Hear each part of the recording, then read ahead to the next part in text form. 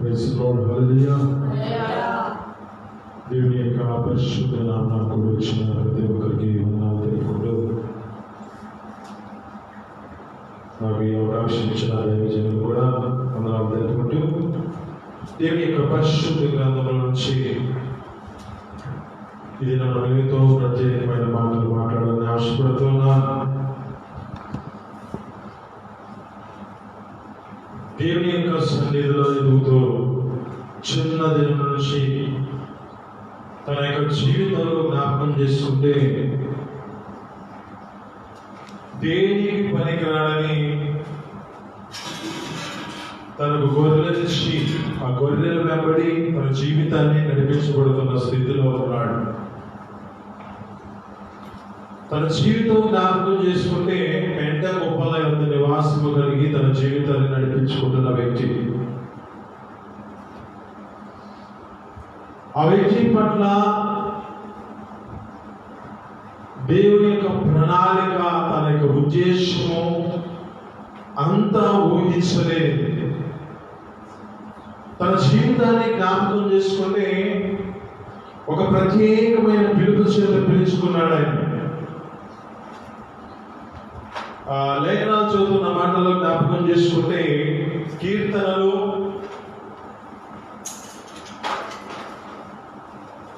78వ అధ్యాయం అనుకుంటున్నాను.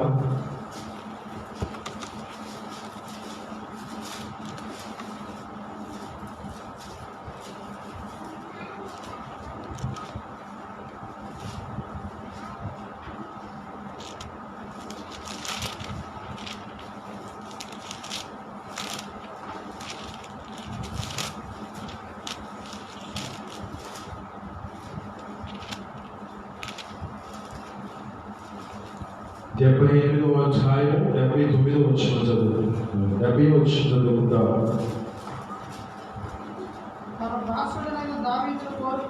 తన దాసుడైన దావీదును కోరుకుని గొర్రెల దొడ్డిలో నుండి అతన్ని పిలిపించను.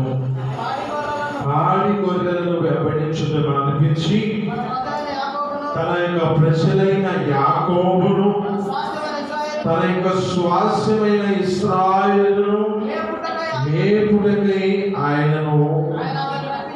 ఆయన అతనిని రప్పించెను. అతడు యథార్థ హృదయుడై వారిని పాలించెను. కార్యములందు నేర్పరి వారిని నడిపించెను. ఆమేన్, హల్లెలూయా. ఇక్కడున్న మాటల్లో జ్ఞాపకం చేసుకుంటే తన దాసుడైన దావీదును కోరుకుని, ఈ దాసుని కోరుకొని ఏం చేశాడు అంటే గొర్రెల దొడ్డిలో నుంచి ఆ గొర్రెల దొడ్డిలో వెంబడించుట మాన్పించి తన యొక్క జీవితంలో తనకు కలిగిన ఆ యొక్క ప్రజలైన యాకోబును, తన స్వాస్యమైన ఇశ్రాయేలును మేపడానికై, ప్రజలని నడిపించడానికై, పరిపాలించడానికై ఈ యొక్క ప్రత్యేకముగా ఈ యొక్క దావీదుని ఎన్నుకున్నాడు. ఆమేన్, హల్లెలూయా. ఈ దినం మీతో మాట్లాడుతున్న మాటను బట్టి ఇక్కడ నేను అనుకున్న మాట ఒకటి, ఇక్కడికి వచ్చినాక దేవుని ఉద్దేశం లేదు. హల్లెలూయా. ఇక్కడున్న ఈ యొక్క స్థితిని గుర్తు చేసుకుంటే దావీదు యొక్క జీవితం ఎలాంటిది? తన యొక్క అన్నలేమో బలశూరులు కలిగిన వారే, యుద్ధంలో నేర్పరులుగా ఉన్న వ్యక్తులు. ఇతనేమో పనికి రాడని తన జీవితంలో ఎక్కడ చేశారంటే ఇతన్ని గొర్రెల వెంబడికి పంపిస్తూ ఉన్నాడు తన యొక్క తండ్రి.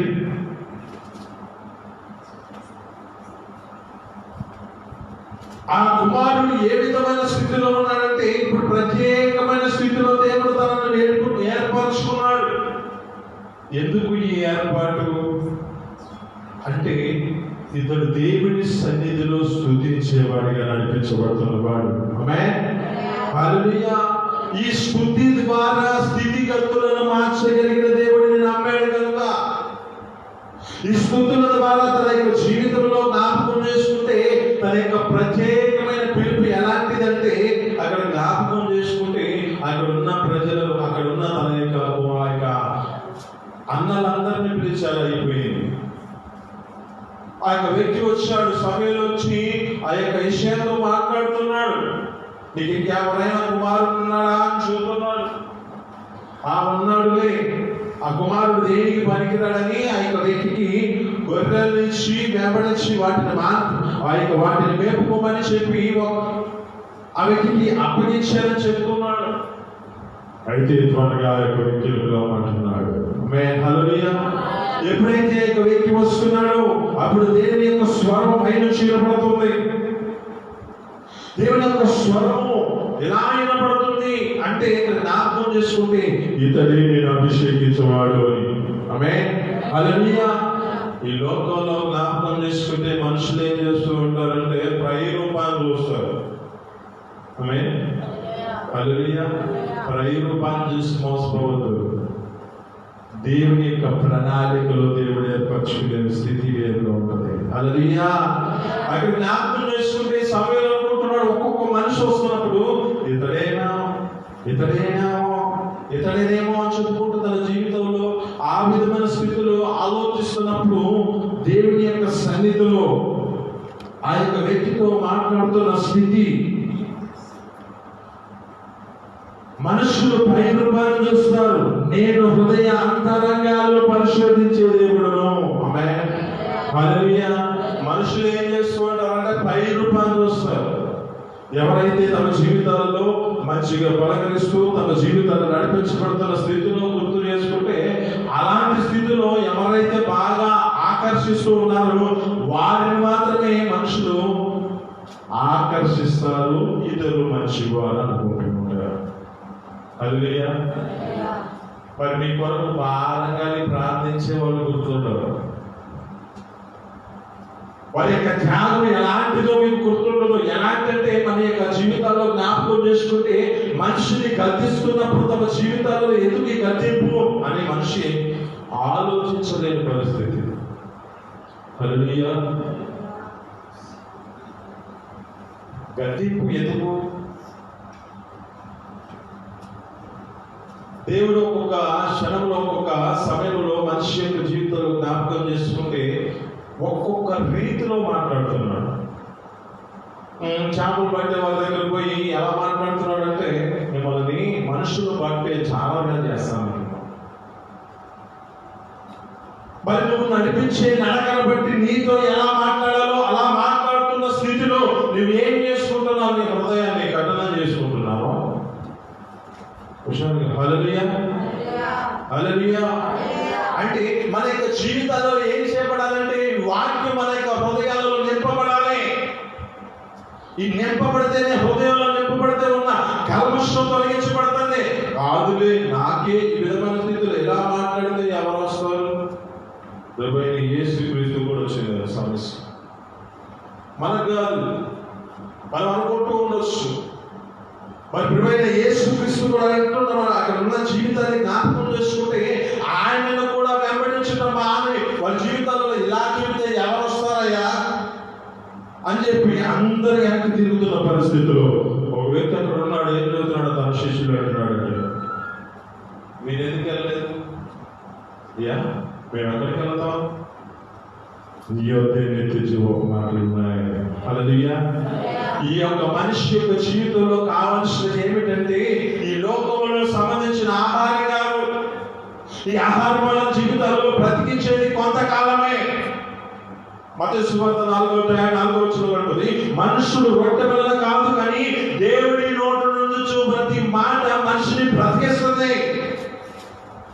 మరి దేవుడి నోటి నుంచి మాట్లాడి మనం గ్రహించాలి కానీ మనుషులు మాట్లాడుతున్నాడని ఎవరు అనుకోకూడదు.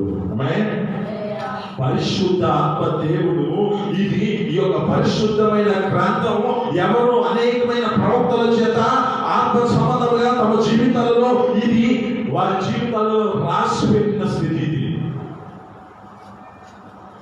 ఇక్కడ నిలబడేవాడు, ఇక్కడ నిలబడుతున్న వారు మనుషులు కాదు. దేవుడి యొక్క ఆత్మ చేత మీ జీవితాలలో సరిచేయబడాలని ఆయన ఏం చేయబడాలంటే మీరు ఒక క్రీస్తు ఎదుట సంపూర్ణంగా నిలబెట్టాలని అపోస్తలుడైన పౌలు అంటున్న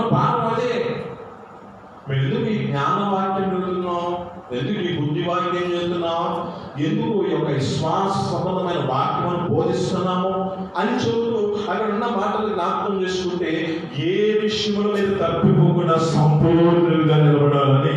ఆమేన్. హల్లెలూయా. ఎందుకు సంపూర్ణ చేయబడాలి? మత్తయి సువార్త 5వ అధ్యాయం చివరి వచనం మనం చదువుకుందాం ఒకసారి. మీ పరలోకపు తండ్రి పరిపూర్ణుడు గనుక మీరును పరిపూర్ణులవుదురు. అంటే మనం పరిపూర్ణత చెందాలా వద్దా? చెందాలి కదా. మరి అప్పుడు చెందాలంటే మన జీవితాలలో ఏమి నింపబడాలి? హెబ్రీయులకు రాసిన పత్రిక 4వ అధ్యాయం 12వ వచనం చదువుదాం. హెబ్రీయులకు రాసిన పత్రిక 4వ అధ్యాయము 12వ వచనం. ఎందుకనగా దేవుని వాక్యము సజీవమైనది. ఆమేన్. హల్లెలూయా. ఏంటిది? సజీవమైనది. మరి సజీవమైన వాక్యం మనలో ఉంటే మనం సజీవులమా? సజీవులేము కదా. ఆమేన్. సజీవమైన స్థితిలో ఎందుకు లేని పరిస్థితి అంటే, మన జీవితాలలో చచ్చిన స్థితి ఎందుకు వస్తుందంటే, దేవుని యొక్క వాక్యాన్ని మన హృదయాల్లో నింపుకోలేని పరిస్థితి. ఇంకా బలము కలిగినది. బలం లేని పరిస్థితి వస్తున్నాయి. బలహీనమైన పరిస్థితి ఎందుకు వస్తుంది అంటే, ఈ వాక్య బలము మనం పొందుకోలేని పరిస్థితి. నెక్స్ట్, రెండంచులు కలిగిన ఎటువంటి ఖడ్గము కంటేను వాడిగా ఉండి ప్రాణ ఆత్మల క్రియలను మూలుగుల యొక్క విభాగములను విభజించినంత మటుకు దూరుచు హృదయం యొక్క తలంపులన్నీ ఆలోచనలను శోధించుచున్నది. ఏం చేయబడుతుంది? మనిషి యొక్క జీవితంలో జ్ఞాపకం చేస్తుంది. లోకంగా ఒక మనిషికి ఇలాంటి ఒక హాస్పిటల్లో ఆ ఇంజక్షన్ ఏగా ఎలాగ వెళ్ళిపోతుందో లోపలికి, అలాగే ఈ దేవుని యొక్క వాక్యం ఏం చేయబడుతుందంటే హృదయం యొక్క తలంపులను శోధించడానికి అది వెళ్తుంది. వెళ్ళాలంటే మనం ఏం చేయబడాలి? ముందు దానికి లోబడే స్థితిలోకి రావాలి. హల్లెలూయా. దేవుని యొక్క వాక్యాన్ని మన హృదయములలో నింపుకోవాలి. ఈ వాక్యం మన యొక్క హృదయాలలో ఏం చేయబడుతుందంటే మన జీవితాలలో ఒక సజీవమైన మనల్ని బ్రతికిస్తుంది. ఈ వాక్యం మనల్ని ఏం చేస్తుందంటే బలమును శక్తిని అనుగ్రహిస్తుంది. మరి వాక్యాన్ని మన హృదయాలలో నింపుకోగలుగుతున్నామా, లేక కఠినమైన పరిస్థితులకు వెళ్తున్న స్థితిలో ఉన్నామా?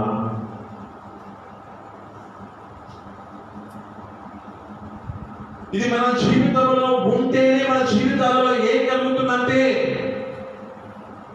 కీర్తనలో 149వ అధ్యాయము 9వ వచనం.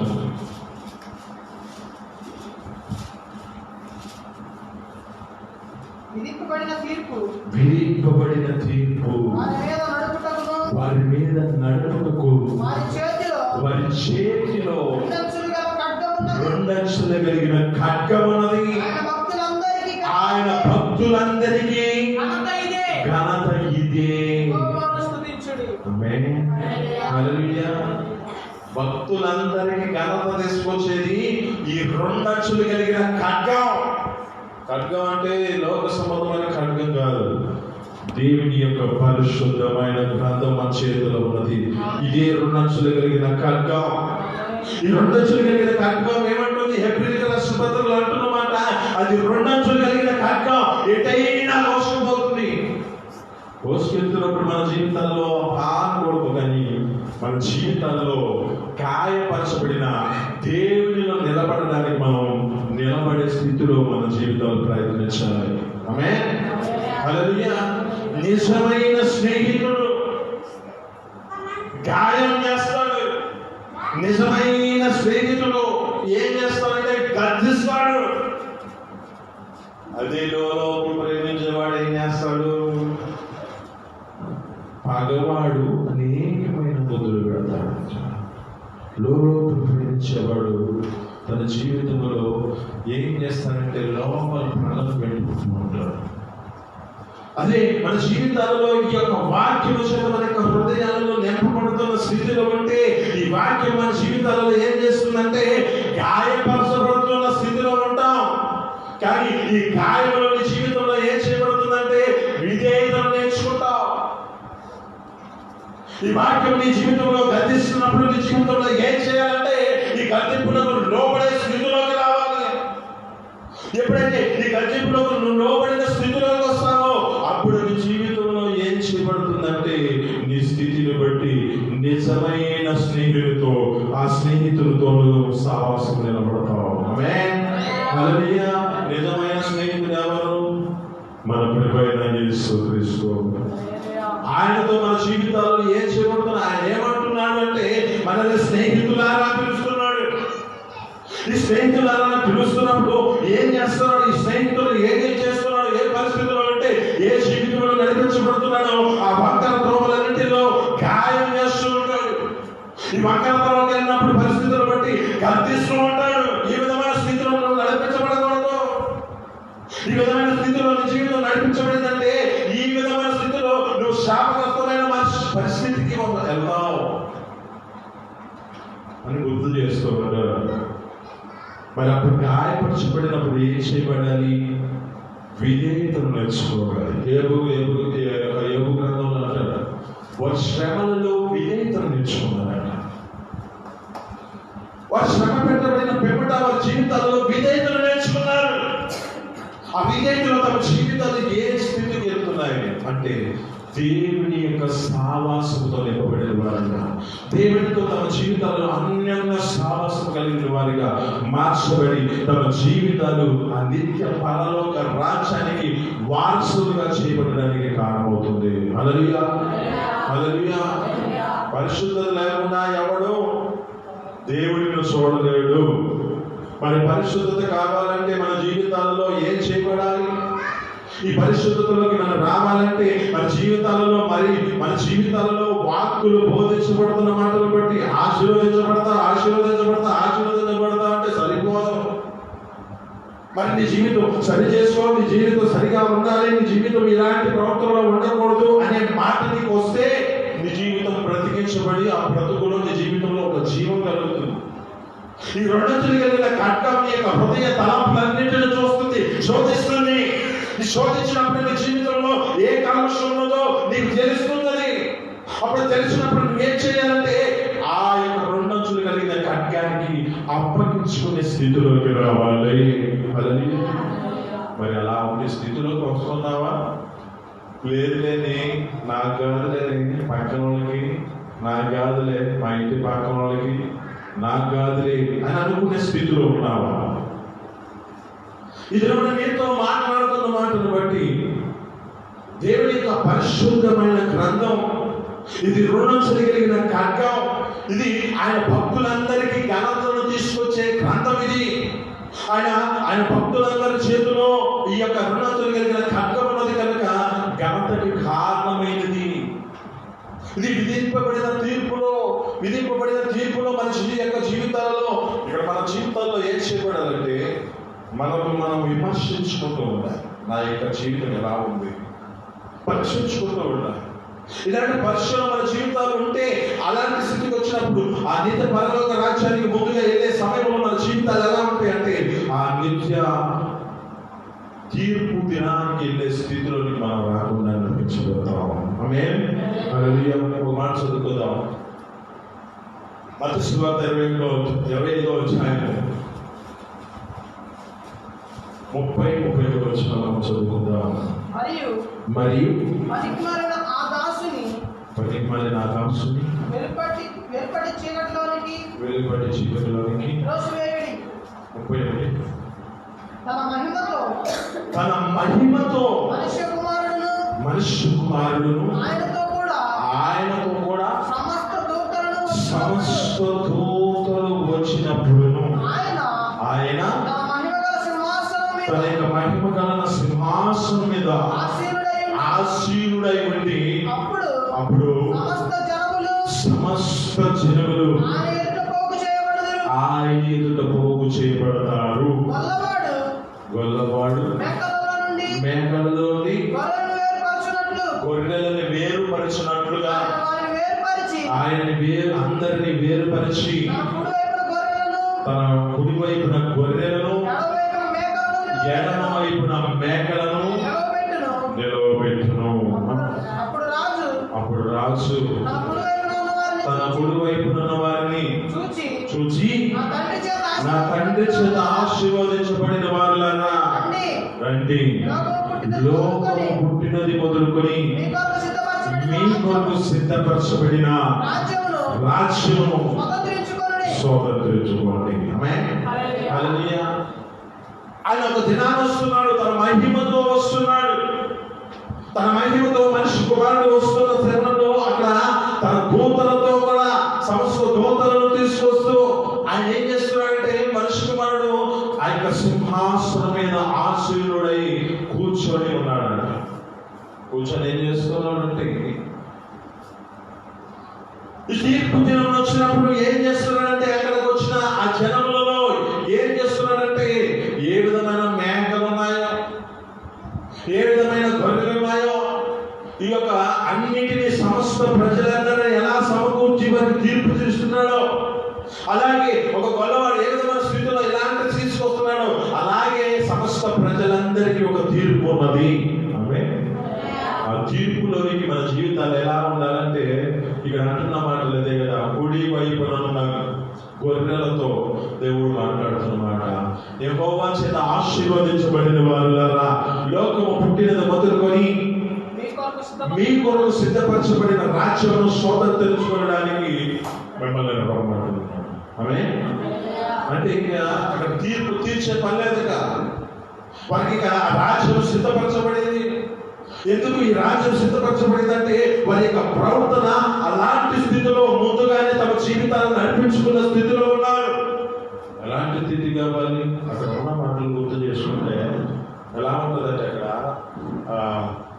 ఆకలి కొనిన వారికి ఆహారం పెట్టారు. అంటే మీరు నాకు చేశారంట. అక్కడ ఉన్న మాటలు జ్ఞాపకం చేసుకుంటే, మీరు ఆకలి కొనినప్పుడు ఆహారం పెట్టారు, దాహం కలిగినప్పుడు నీరునిచ్చారు, నేను రోగిగా ఉన్నప్పుడు నన్ను చేర్చుకున్నారు, నా జీవితంలో సరసాలు ఉన్నప్పుడు నన్ను పరామర్శించారు అని చెప్పి ఇలాగ మాట్లాడుతున్నప్పుడు, అయ్యా మేము ఎప్పుడు చేస్తామయ్యా నీకు అని చెప్పి గొర్రెల్లో కుడివైపు నన్ను వారు మాట్లాడుతున్నప్పుడు, మీ తోటి సహోదరులు చేశారే, మీ తోటి సహోదరులు మీరు చేశారు చూడు, అప్పుడే మీరు నాకు చేసినట్టు చెప్పి అక్కడ వారితో మాట్లాడుతున్నమాట. మీరు నిత్య జీవనమైన పరలోక రాజ్యాన్ని ప్రవేశించాలంటున్నారు. మరి ఈ దినం మీద మాట్లాడుతున్న మాటలు బట్టి నీ జీవితంలో ఎలా నడిపించబడుతున్నావు? ఆ తీర్పులోనికి రాకుండా నీ జీవితంలో ఆ దేవుని ఎదుట నీ యొక్క నిత్య జీవాంతమైన పరలోక రాజ్యానికి వెళ్ళడానికి ఎలా నడిపించబడితే నీ స్థితి ఎలా ఉందో గుర్తు చేసుకుంటున్నావా? నీ తోటి సహోదరులను ప్రేమించగలిగే మనసు కలిగి ఉన్నావా? ఆయన తోటి సహోదరులకి నువ్వు సహకరించే ఏ విధమైన స్థితిలో ఈ యొక్క వ్యక్తిని పరామర్శించే ప్రేమించే మనసు, ఆ రోగిని చేర్చుకునే మనసు, ఆ యొక్క స్థితిని బట్టి ఆకలి కలిగిన వారికి ఆహారం పెట్టుట, ఆ యొక్క దాహం కలిగిన వారికి దాహం ఇచ్చుట, ఇలాంటి స్థితిలో ఉన్నావా? ఒక మాట అంటారు, ఏమంటాడంటే, ఎవడైనా ప్రేమిస్తే దేవుడు ప్రేమిస్తున్నానని చెప్పుకొని తన సహోదరుని ద్వేషించేలా వాడు అబద్ధికుడు.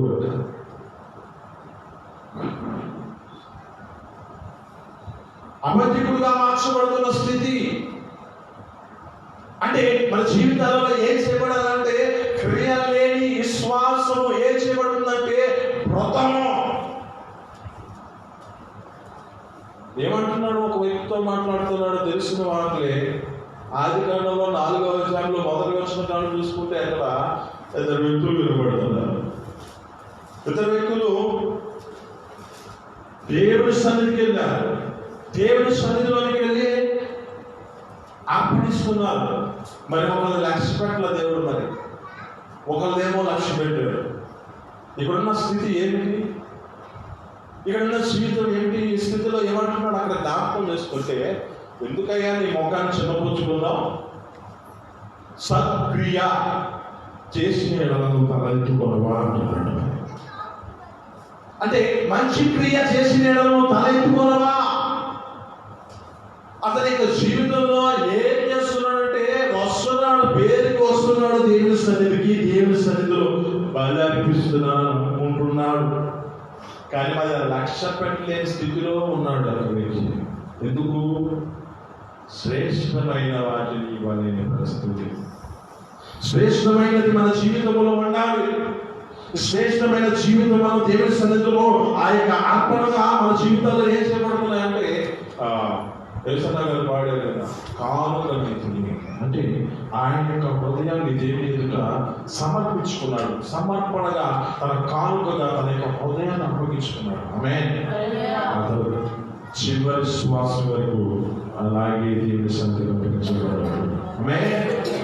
అలా అప్పగించబడ్డాడు కనుకనే ఇక్కడ ఉన్న మాటలో జ్ఞాపకం చేసుకుంటే మనం ఏం చేయబడాలంటే, ముందు మన యొక్క అర్పణ అంగీకరించబడాలంటే ముందు మన యొక్క జీవితంలో అర్పణ, మన యొక్క హృదయము దేవుడికి అప్పగించిన వారిగా మార్చబడాలి.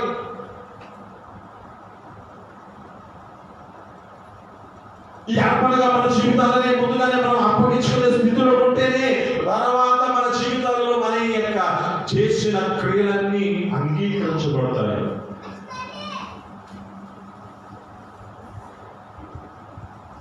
ఏదో ఒకటిలే అని దేవుడి సన్నిధికి తీసుకొచ్చారని చెప్పుకుంటూ తన జీవితాన్ని నడిపించుకున్న స్థితి. ఏదో ఒకటిలే దేవుడి సన్నిధికి తీసుకొచ్చానని తన జీవితంలో చెప్పుకుంటున్న స్థితి. కానీ లాస్ట్కి లక్ష్యం లేదు. అంటే దాని మీద దేవుడు అంగీకరించిన దేవుడు హృదయ అంతరంగాలను పరిశోధించే దేవుడు. మనం దేవుని యొక్క సన్నిధికి ఎలా తీసుకొస్తున్నామో, మనం దేవుని యొక్క సన్నిధికి ఎలా వెళ్తున్నామో, మన యొక్క హృదయాలన్నింటినీ పరిశోధించే దేవుడు. ప్రసంగి గ్రంథం 5వ అధ్యాయం 1వ వచనంలో జ్ఞాపకం చేసుకుంటే ఎలా ఉండమంటున్నాడు? దేవుని సన్నిధికి వెళ్ళినప్పుడు నీ ప్రవర్తన జాగ్రత్తగా చూసుకో. ఇంకా తర్వాత మాట్లాడదు ఆ మాటలు. బుద్ధిహీనులు బలి అర్పించినట్లుగా అర్పించుట కంటే సమీపించి ఆలకించుట శ్రేష్టము, మంచిది, మేలు, ఆశీర్వాదం, నీ జీవితంలో అభివృద్ధి. ఇదంతా నీ జీవితంలో ఏం దాగున్నదంటే ఇక్కడ నీ యొక్క ప్రవర్తన బట్టి, నువ్వు చేసే క్రియలను బట్టి, నువ్వు నడిపించబడే నడకను బట్టి అంత ఆధారపడి ఉన్నది.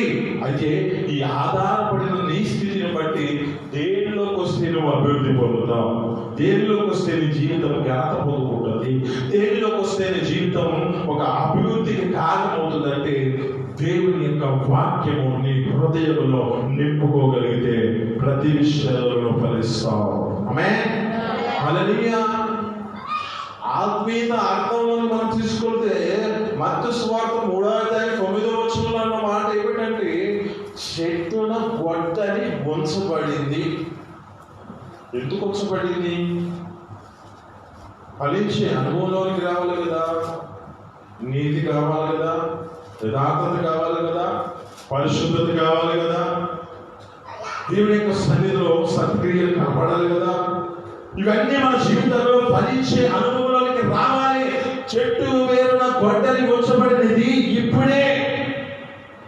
ఎవడైతే ఫలించడో, ఎవడైతే మంచి ఫలాలు అన్నది కదా.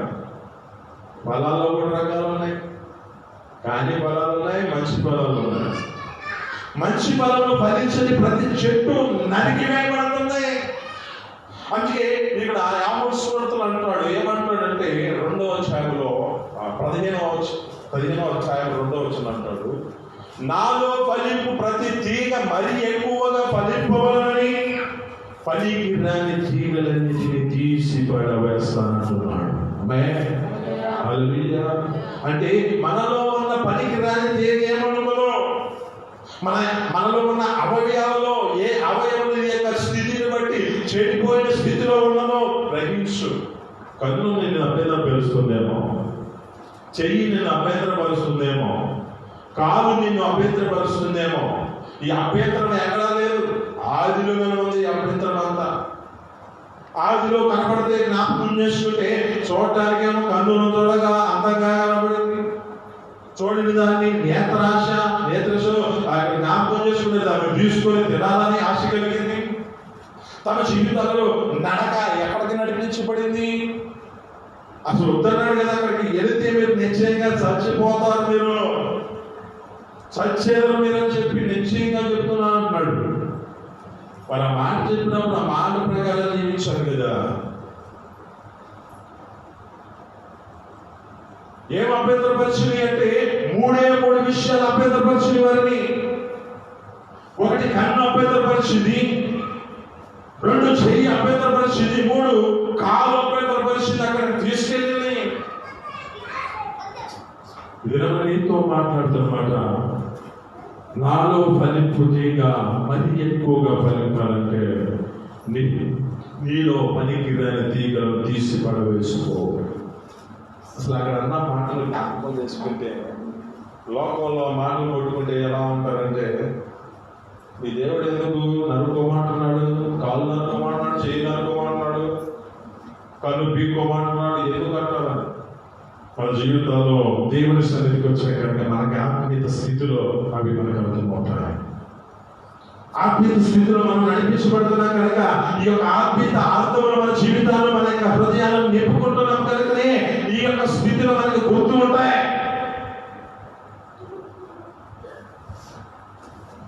తెలియని పిచ్చి జనం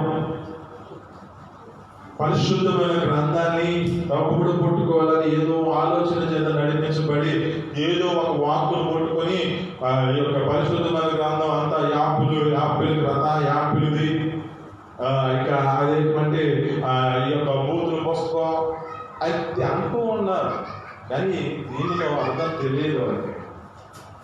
ఆత్మ సంబంధమైన మన జీవితాల్లో ఈ 2 అక్షలు కలిగిన కంట మనకి ఇచ్చాడు. ఈ ఖడ్గం మన చేతిలో ఉన్నప్పుడు కాదు, కానీ మన హృదయంలో లేపబడితే మన జీవితాల్లో నిర్దేశవంతమైన పరలోక రాజ్యానికి చేరడానికి హక్కుదారులుగా మన జీవితాలు అలాంటి స్థితిలోకి వెళతాం. ఘనతకు కారణం ఇదే. నీ జీవితంలో ఒక ఘనత రావాలన్నా, నీ జీవితంలో అభివృద్ధి పొందాలన్నా, నీ జీవితంలో ఆశీర్వదించబడాలన్నా, నీ జీవితంలో నీ యొక్క ప్రవర్తన సరి చేయబడాలన్నా ఈ వాక్కుల చేత నీ యొక్క హృదయాన్ని నింపుకుంటే శోధిస్తుంది. హృదయ అంతరంగాలను పరిశోధిస్తూ దానికి మన జీవితాలను అప్పగించుకుందామా? ప్రతి ఒక్కరు అప్పగించుకుందాం. ఈ మాటలు మీ ఇంటిలో దీవించి ఫలించుగాక.